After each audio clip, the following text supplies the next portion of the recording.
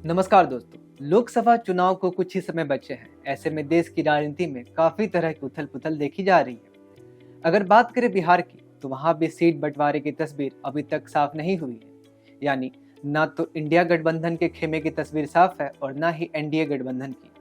ऐसे में बिहार में प्रधानमंत्री मोदी की रैली के बाद सवालों के बादल और घने हो गए, क्योंकि पीएम मोदी की रैली से चिराग पासवान और उपेंद्र कुशवाहा गायब थे।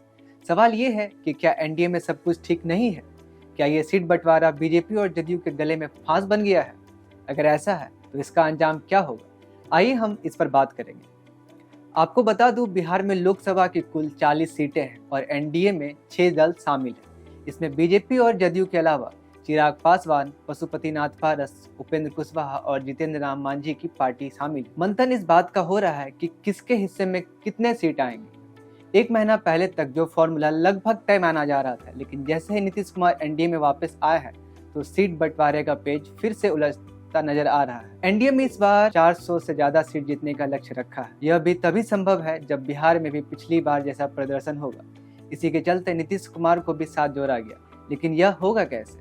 यही सबसे बड़ा सवाल है। सीट बंटवारे में दिक्कत कहाँ आ रही? देखिए, पिछली बार भाजपा 17 सीटें जीती थी। ऐसे में वह 17 से कम सीटों पर चुनाव लड़ेगी, ऐसा मानना मुश्किल लग रहा है। इसी तरह जेडीयू ने 16 सीट जीती थी। नीतीश कुमार इन 16 सीटों पर दोबारा चुनाव लड़ना चाहते हैं और ऐसे में बचती है सिर्फ 7 सीटें।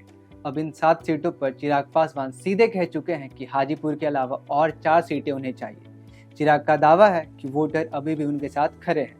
इसी तरह उनके चाचा पशुपतिनाथ पारस, जो 5 सीटों पर अपने प्रत्याशी उतारना चाहते हैं। पशुपतिनाथ पारस की दलील है कि एलजेपी के जो सांसद टूटकर उनके साथ खड़े हुए हैं, उन्हें दोबारा मैदान में उतरना होगा। उपेंद्र कुशवाहा 3 लोकसभा सीटों पर दावा कर रहे हैं। 2014 में जब बीजेपी के साथ गठबंधन में थे, तब भी 3 सीटों पर ही उन्होंने चुनाव लड़ा था। और चौथे नेता है जितेंद्र राम मांझी। उनके बेटे को पहले ही मंत्री बनाया जा चुका है और अब वह गया लोकसभा सीट भी मांग रहे हैं। देखिए, जितेंद्र राम मांझी की मांग बहुत बड़ी नहीं है। वह एक ही लोकसभा सीट की मांग कर रहे हैं, जो उन्हें आसानी से मिल भी सकती है। लेकिन असली परेशानी तो चिराग पासवान और उपेंद्र कुशवाहा को लेकर है। इस सवाल का जवाब अभी तक नहीं मिला है कि औरंगाबाद में जब पीएम मोदी रैली करने पहुंचे थे, तो उस मंच से ये दोनों नेता क्यों गायब थे?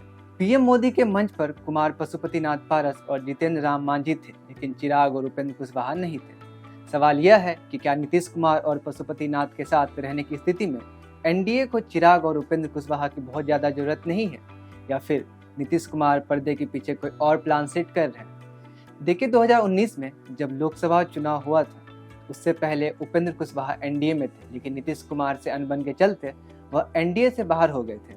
इसी तरह जब 2020 में बिहार विधानसभा चुनाव हुआ था, तो ज्यादा सीटों की मांग पर सहमति नहीं बनी, तो चिराग एनडीए से अलग होकर पूरे बिहार में अकेले होकर विधानसभा का चुनाव लड़े थे। तो क्या इस बार भी नीतीश कुमार इसी तरह का स्क्रिप्ट तैयार कर रहे हैं? क्या वह बीजेपी को ये भरोसा देना चाहते हैं कि चिराग और उपेंद्र कुशवाहा के बिना भी एनडीए मजबूत स्थिति में है?